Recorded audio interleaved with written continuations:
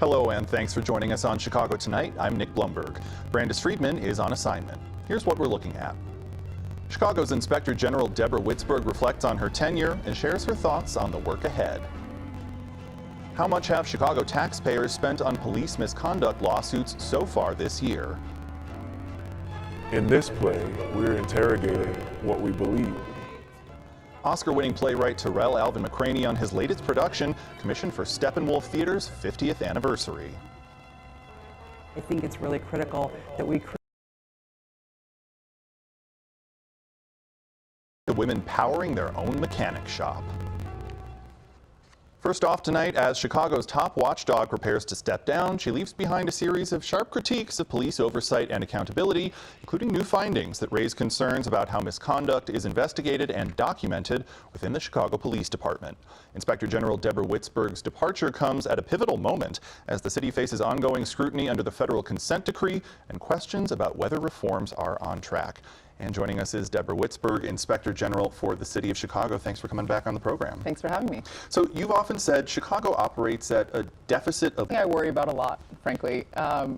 You know, the fact that Chicago earns every bit of its reputation, you know, that has been generations in the making. And we are not going to fix what's wrong with city government while any one of us is here. And so in that world where there is no finish line in sight, mile markers are hard come by. And so I've spent a lot of time thinking and worrying about this question of how we know if we are making progress, how we know if it's working. I think that we have made progress. I think that we have held people in power to account in a way that historically didn't happen, and I think that matters to people. I'm also really encouraged by the fact that we get more intakes. We hear from more Chicagoans more often than the office ever has before. So we get, in any one quarter, we get between 2,000 and 4,000 intakes. And that number has gone up really consistently over time. I think that's a good news story. I don't think that's because more things are going wrong in the city of Chicago. I think that's because more people know who we are and what we do and So I think we've made some progress. I also think there's a great deal left to do. Well, your time in the Inspector General's office, it spanned 3 mayoral administrations. Mayor Lori Lightfoot said she wanted an IG who would stay in her lane. You've called Mayor Johnson's administration reflexively hostile to oversight. Do you think that friction was because of those mayors specifically, or is it more so a trait among executives to resist that oversight? There's certainly some structural tension between an IG and the entity they oversee. If in this situation, if a mayor felt entirely warm and fuzzy about the Office of Inspector General, we wouldn't be doing our job. That said, I think there's a great deal of room for improvement, to say the least, in the city's cooperation with oversight. What does that cooperation look like? I mean, what do you think sort of the best case of a working relationship between an IG's office and a mayoral administration, a city hall, should be like? Well, I think I've given that some thought. I will say one of the things I'm proudest of about this term is that we have built very productive, very positive working relationships with many people and many departments across city government. That's not to say that everybody's glad to see us coming or there's a shared recognition that if we are not all pulling in generally the same direction, if we are not all working in the direction of building a government that more closely resembles the one Chicagoans deserve, then at least some of us are in the wrong line of work.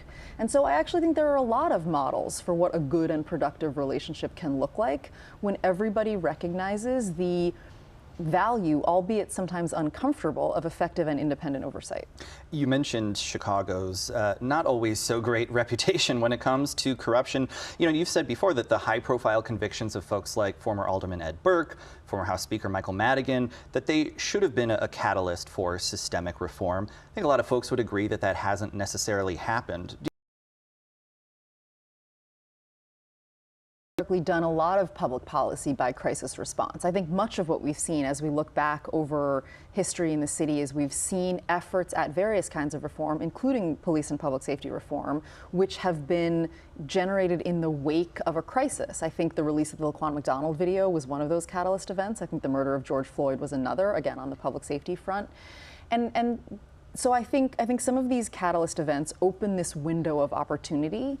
And we certainly have not seized all of those opportunities.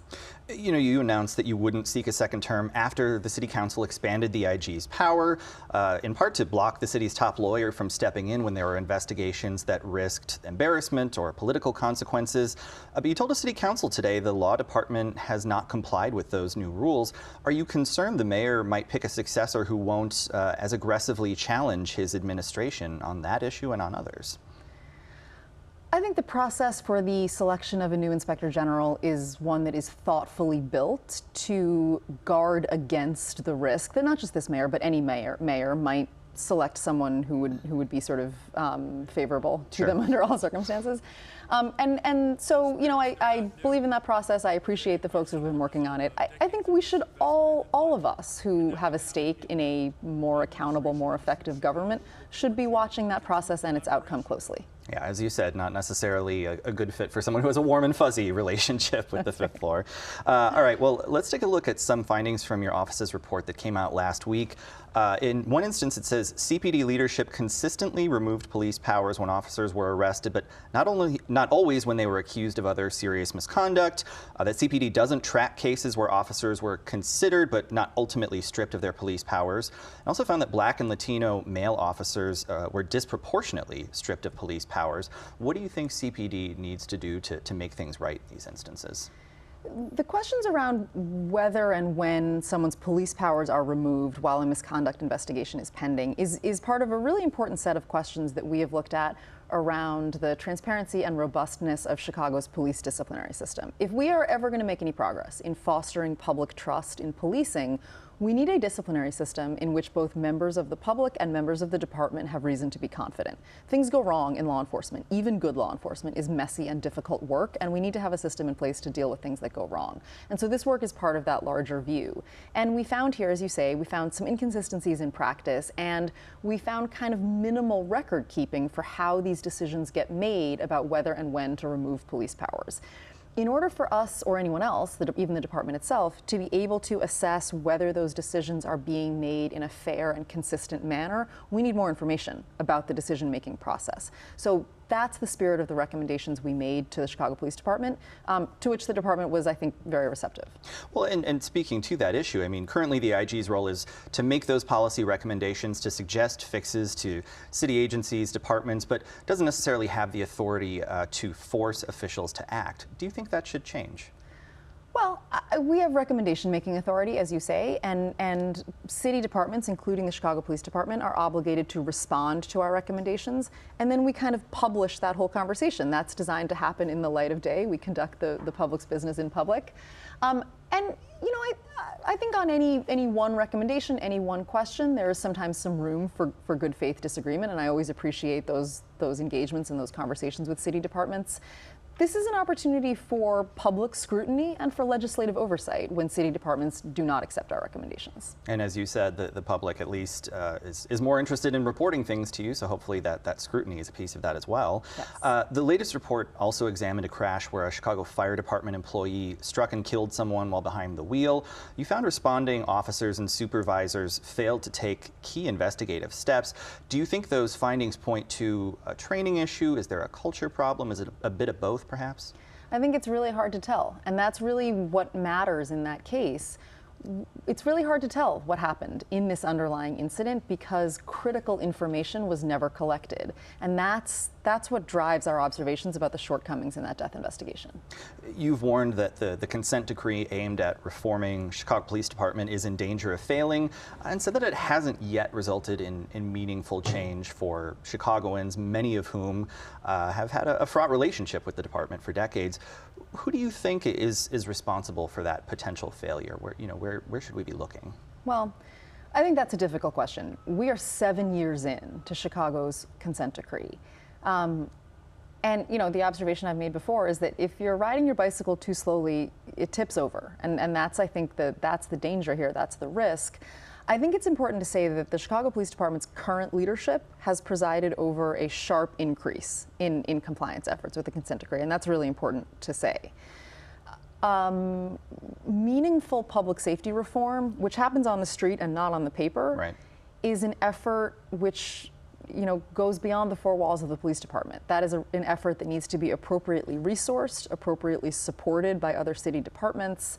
That's an all-hands-on-deck endeavor. And what do you think needs to be done, in that all-hands-on-deck endeavor to prevent the reform effort from collapsing? Reform takes resources. And so if we're going to get the work done of complying with the consent decree and meeting the city's other reform mandates, there have to be people in place to do that work, and they need appropriate resources to do it. And do you feel like those are all necessarily in place right now?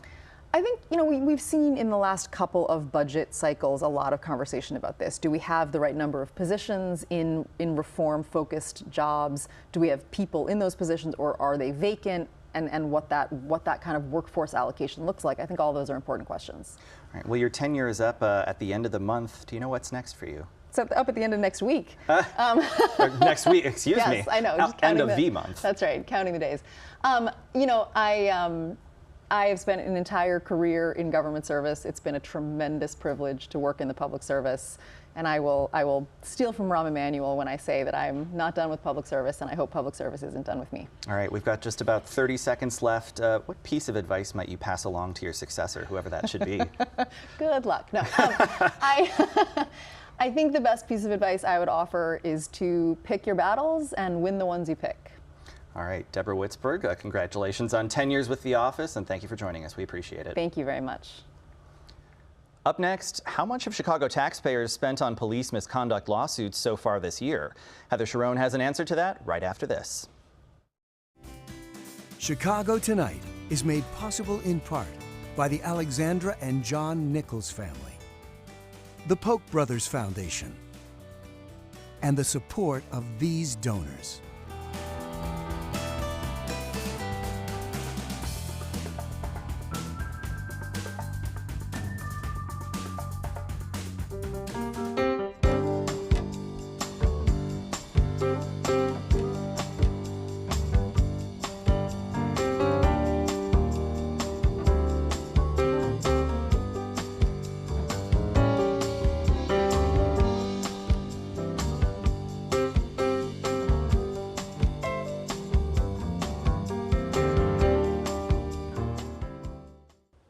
Chicago taxpayers paid more than $175 million to resolve lawsuits alleging Chicago police officers committed a wide range of misconduct.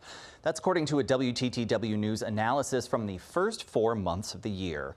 Our Heather Sharon joins us now from City Hall with more. So, Heather, remind us how much money the city's 2026 budget set aside to resolve these lawsuits. So the city council set aside just $82.5 million to resolve these lawsuits, which have become a source of increasing pressure on the city's already cash-strapped finances. They did authorize officials to borrow an additional $283 million, acknowledging that the cost of these lawsuits has grown significantly. Between 2024 and 2025, the cost to resolve police misconduct lawsuits doubled, and there's no doubt that 2026 will set a new record once again. So the latest massive settlement, it'll go to a man who spent 19 years in prison for a murder he didn't commit. How much is the city going to pay him? Carl Reed will get $9.5 million after he spent, as you said, nearly 2 decades in prison, convicted of murdering his neighbor back in 2001. Now, there's no physical evidence that ever tied Reed to the murder, and the police detective who helped convict him has been found by the Illinois Torture Justice Commission to have abused other suspects in Chicago police custody. And do we have any sense of how much more the city will spend to resolve police misconduct lawsuits in the coming months? We don't. A lot of the final tally will depend on what juries do in the coming months, but we do know it will cost at least another $45 million, and that will go to more than 200 people who spent decades in prison, saying after they said that they were convicted on false evidence from now convicted former Sergeant Ronald Watts. As part of a global settlement approved by the City Council last year, in all, the city will pay $90 million to those men and women. The city's paid just half of that in January, So they've got a bit more to go. Yeah, a long time coming, that settlement. All right, Heather Sharon, thanks very much. Thanks, Nick. And you can read Heather's full story on our website. It's all at WTTW.com/news.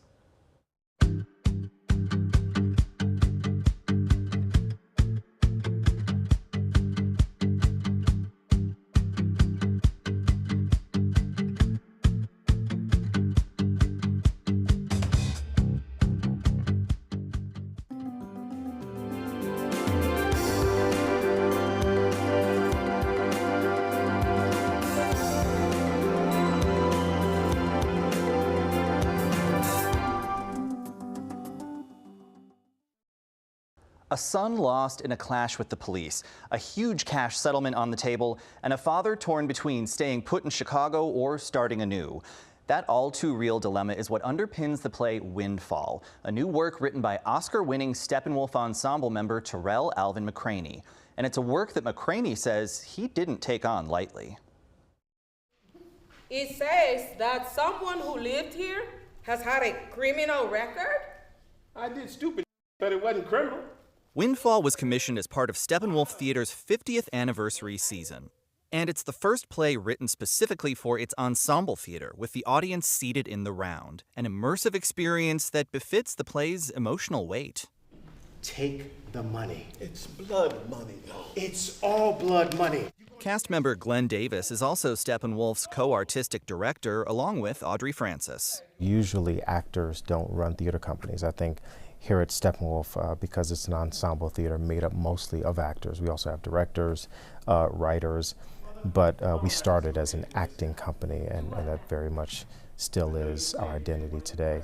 Among the cast, Davis, Alana Arenas, and John Michael Hill, all of whom appeared in 2024's Purpose, which opened at Steppenwolf and eventually moved to Broadway, winning the 2025 Tony for Best Play. The secret weapon of Steppenwolf, I often say, is the fact that you have these relationships that have traversed time and space over so many years. Including Davis's relationship with fellow ensemble member and Windfall playwright Terrell Alvin McCraney. Not only my best friend, but also one of the great dramatists of his generation. I often talk about the spiritual aspects of theater, that we come into a room and we believe together, and therefore an act of faith is happening. In this play, we're interrogating what we believe, and we believe as a society more than anything that money cures more things than we'd like to admit. Glenn Davis told us that this was the play you said you were most afraid to write, most anxious about. Why was that? Money is the thing that some people say the root of all evil is based on, that wars are started about. And here I was wanting to make a play about the ways in which money are attributed to black bodies, particularly those who are harmed by the city. The challenging material appealed to longtime New York-based actor Michael Potts, who's making his Steppenwolf debut. I'd wanted to work here for a very, very long time. Was wondering why I hadn't been asked. Take the money. That money. Whatever it is, it ain't enough. What drew you to this role? I love puzzles, and I love this kind of puzzle he's created about this character, about these characters, and this story, and how it fits in the human experience. The play is infused with the joy of community, the joy of tackling something together. Actor Alana Arenas has known McCraney since high school and an arts community center in Miami. They both went on to study at DePaul, where they met Glenn Davis. Maybe more than once, our directors looked at us and had to say, do I have to separate you? Because there's a lot of playfulness in the room, but it's cozy, you know, like an old comforting sweater. As I said, we have not done anything wrong and do not admit to doing anything wrong. Terrell is very masterful in knowing that we need to have a serious conversation, but choosing a tone that makes it palatable for us to all engage. Steppenwolf has previously staged several of McCraney's works. He's also well known as the writer of the Oscar-winning film Moonlight, adapted from one of his own plays. We just saw Ryan Coogler join a club that you're a part of Black artists recognized with a screenplay Oscar. What did it feel like to see him up there on that stage? Oh man, I might cry. Oh. Yeah, it was extraordinary. It was extraordinary, and the way in which he holds his community so close, and that he's a leader in the community, it was astonishing to see. As Steppenwolf marks its 50th season, the artists working on Windfall are cognizant of the history they're carrying on and helping write. The initial group of ensemble members who started in the mid-70s, they've played husband and wife, brother and sister, brother and brother, father, son, mother, daughter, all the things over 50 years now. And so to be able to know someone that well is a gift. The play is directed by Awoi Timpo and also features ensemble member Namir Smallwood, who just appeared in Bug on Broadway with Carrie Coon. Windfall's grand opening is on Sunday. It begins its regular run on Tuesday and is scheduled to run through May 31st. Up next, meet the women behind a Chicago repair shop looking to make car care more inclusive. Reflecting the people and perspectives that make up our communities, this story is part of Chicago Tonight, Black Voices. In Ravenswood, a new kind of mechanic shop is breaking the mold. Joanna Hernandez recently stopped by to see how the garage is opening its doors to help more women enter the industry. Here's another look. Ever pop the hood of your car and have no idea what you're looking at? For some drivers, walking into a mechanic shop can feel intimidating. It's just not a safe environment, a really included space when somebody kind of talks in vehicle jargon and makes it way overcomplicated when it's actually really simple. Do you need this or do you not? Meet Ray Chafin. She's the lead mechanic at Mecanista, a nonprofit repair shop aimed at making auto care more inclusive for women and non-binary folks. The whole time in the military, I was the only female. It wasn't until right before I actually retired out that I got to train my first female in this job. You can pull out and check it. It's not that bad. So this actually looks pretty new. Chafin spent nearly a decade in the Air Force as a heavy mobile equipment mechanic. She knows her way around cars. I was always working with my hands. I was probably handed some tool at the age of 2 and was like, go play with this outside, take it apart, put it back together. And then while you're checking the level, also checking the fluid, making sure that it looks clean, it's not burnt. 2% of all auto mechanics are women, and it's a problem because we have all of these openings everywhere. Lisa Thompson is the founder of Mecanista, an idea she says came after research and conversation with people in the industry.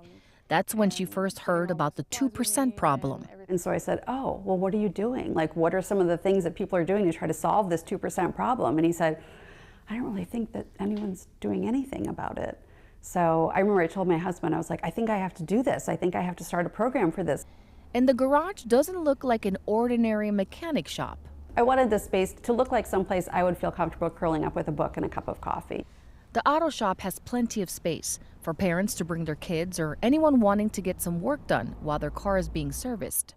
I want them to walk out feeling like, wow, that was fun, that was a pleasant hour, and I know what's going on with my car. It could possibly just be your belt if it's getting worn like that.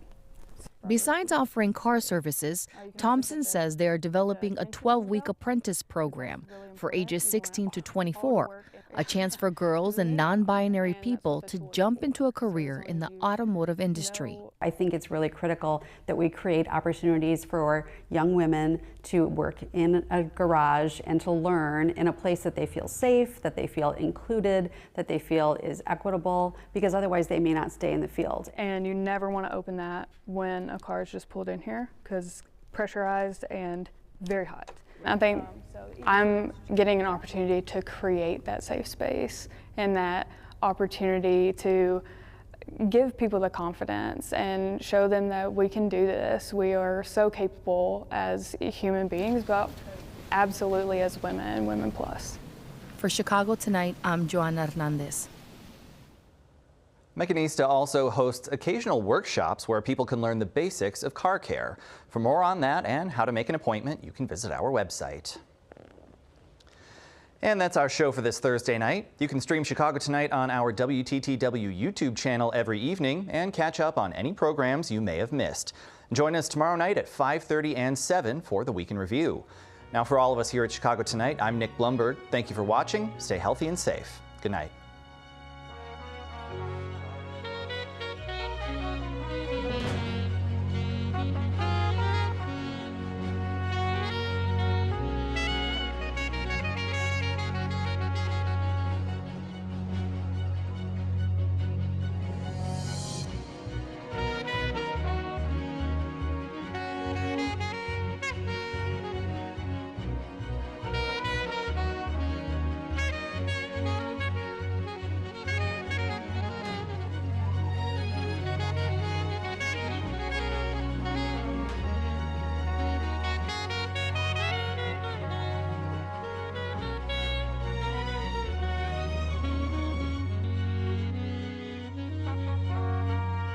Closed captioning is made possible by Robert A. Clifford and Clifford Law Offices, a Chicago personal injury and wrongful death firm that is a multilingual law firm, providing translators for a variety of languages.